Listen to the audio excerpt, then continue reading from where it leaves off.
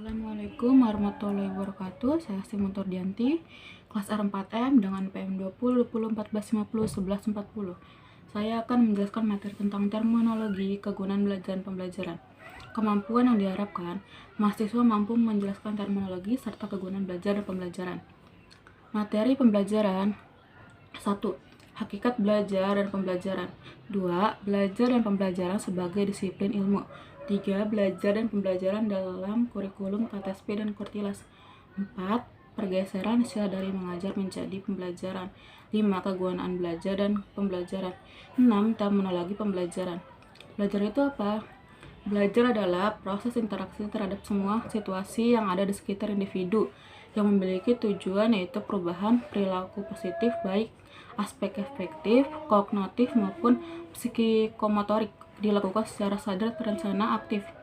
Aktivitas belajar misalnya mengamati, mendengarkan, mengalami, memahami, dan lain-lain. Kalau pembelajaran itu apa? Dilakukan oleh dua pihak, guru mengajar dan siswa belajar, terkait dengan bahan atau materi, misalnya nilai-nilai, pengetahuan, seni, agama, keterampilan, sikap.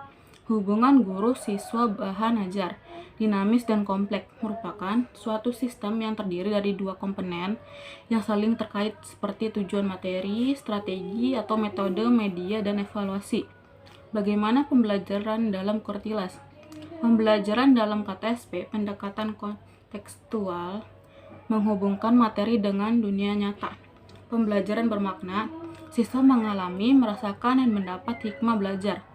Pembelajaran dalam Kurtilas, pendekatan saintifik, meliputi kegiatan 5M, mengamati, menanya, mencoba, mencari informasi, mengasosiasi, mengomunikasikan.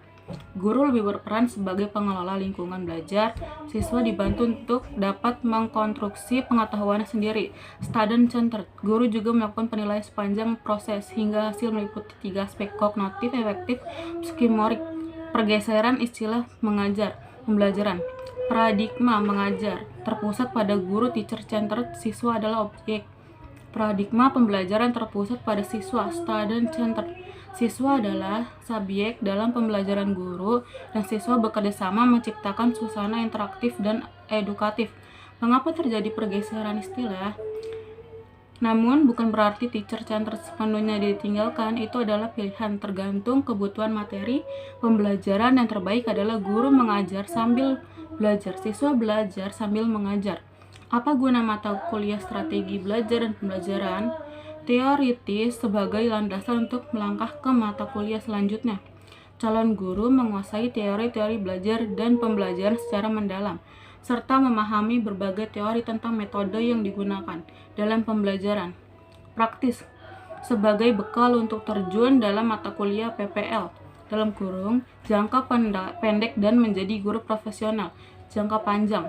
Terminologi pembelajaran, pendekatan pembelajaran, strategi pembelajaran, metode pembelajaran, teknik, taktik, pendekatan pembelajaran adalah titik tolak atau sudut pandang kita terhadap proses pembelajaran.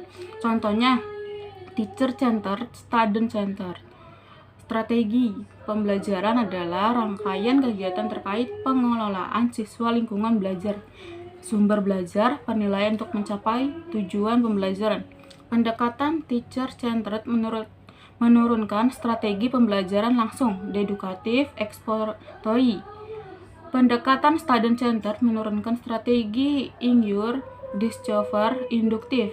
Metode pembelajaran adalah langkah-langkah atau prosedur pembelajaran termasuk penilaian dalam rencana pembelajaran.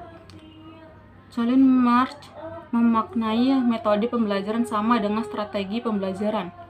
Strategi pembelajaran langsung menurunkan metode ceramah, pertanyaan, demonstrasi, presentasi dengan media, pembicara, tamu. Strategi inquiry menurunkan metode inquiry. Metode lainnya adalah riset pustaka, game, simulasi, sosiodrama, pojok belajar, pembelajaran komputer, belajar bebas, konstruktif, kooperatif. Teknik adalah cara dalam mengimplementasikan metode, misal cara ceramah di kelas pagi dengan kelas siang tentu berbeda. Ceramah pagi bisa lebih panjang durasinya, ceramah siang hari perlu banyak break.